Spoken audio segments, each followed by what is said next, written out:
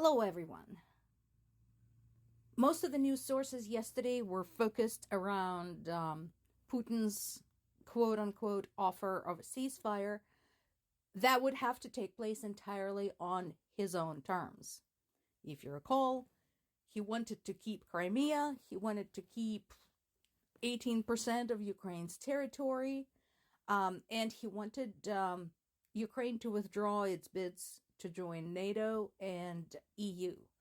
I'd like to remind everybody, if you look at the timeline, that Ukraine's applications to NATO and EU came after, not before, the full-scale invasion. The reason being the full-scale invasion. Please look up the data before you justify Russia's invasion of Ukraine and murder of Ukrainian civilians with NATO expansion. Thank you. Obviously, that kind of offer was viewed as what it was, completely insincere and pointless. It was rejected. Interestingly enough, it was rejected on the same day as a video of Russian soldiers surrendering to Ukrainians circulated all over the web. And it was criticized not just by Ukrainian government and Ukrainian people, but by Ukraine's allies.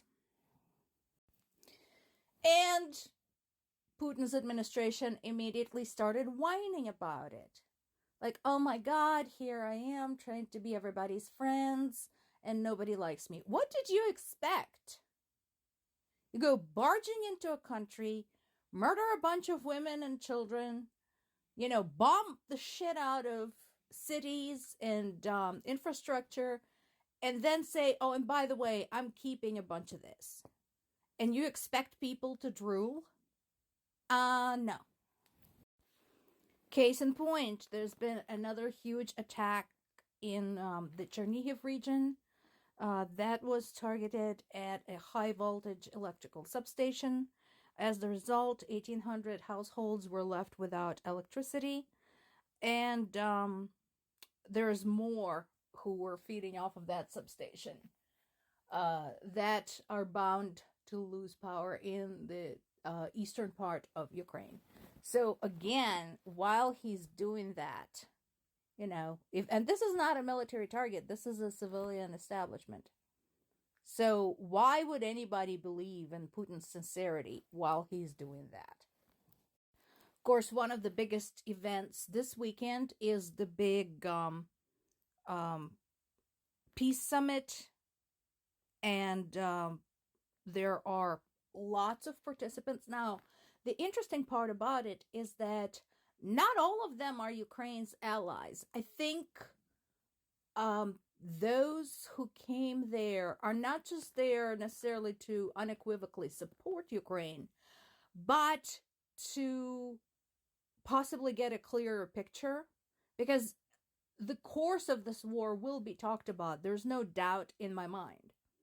So perhaps the countries that don't necessarily have the news feed covering this, or don't have the news feed covering this well, are there to form their opinion, form their stance.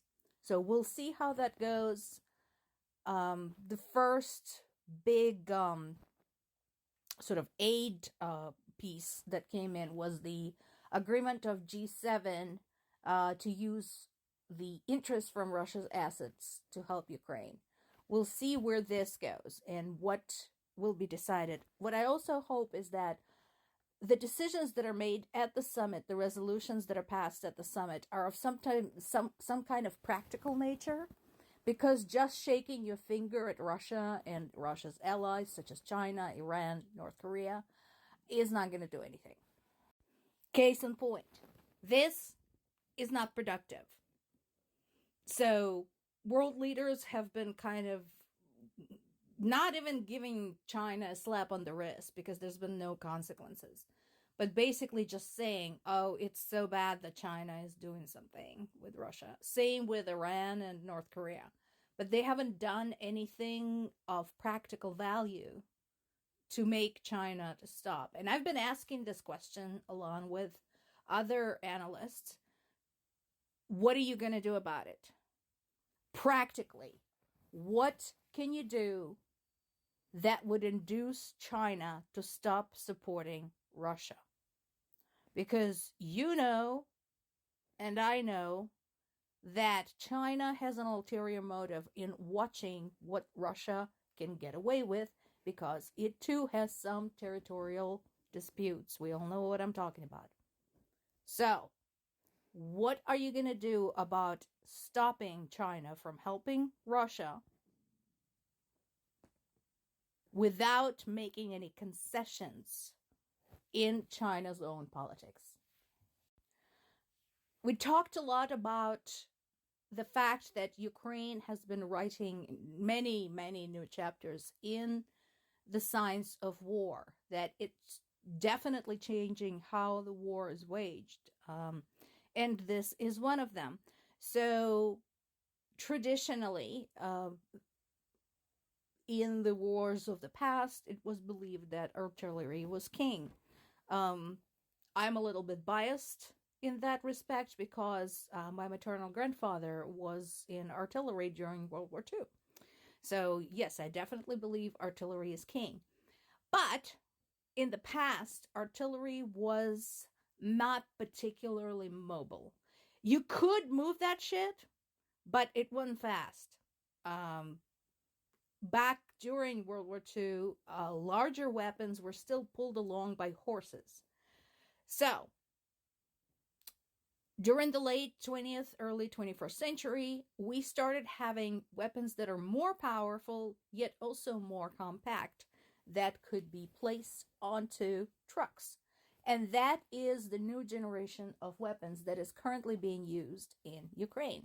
So this scoot or shoot and scoot approach actually makes a lot of sense, and I'm sure it will get perfected. One of the worst things about using your artillery in the past was that because it was not particularly mobile, from the trajectory of the projectiles fired by your artillery, your enemy could calculate where it was and fire at the point of origin. Well, with the more mobile weapons, like HIMARS, for example, they can't.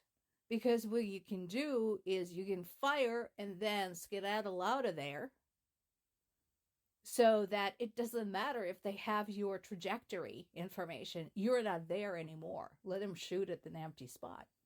So, interesting article. This is in Kiev Post, and Kiev Post is one of Ukrainian publications, just like Kiev Independent and Censor, that is available in English.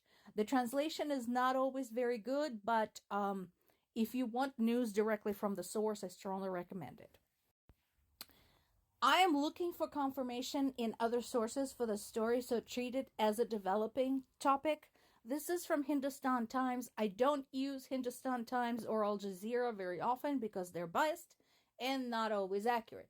So, I am still working to find confirmation for this. I'm hoping to have something tomorrow. But the preliminary note is this, that a multi-million-dollar missile system blew up in the suburb of Russia with 3 people killed. The explosion took place in the village of Shebekina in the Belgorod region. If you recall, Belgorod is one of the cities that have been affected by this war because it's so close to the Russian-Ukrainian border. Now, there's been a lot of incidents in that area, especially Shebekino, with Russian rockets accidentally hitting Shebekino instead of getting all the way to Ukraine. Russian pilots accidentally dropping bombs on Shebekino instead of dropping them on Ukraine. So this might be part of the same thing. As I said, I'm looking for more information on the story. More to come.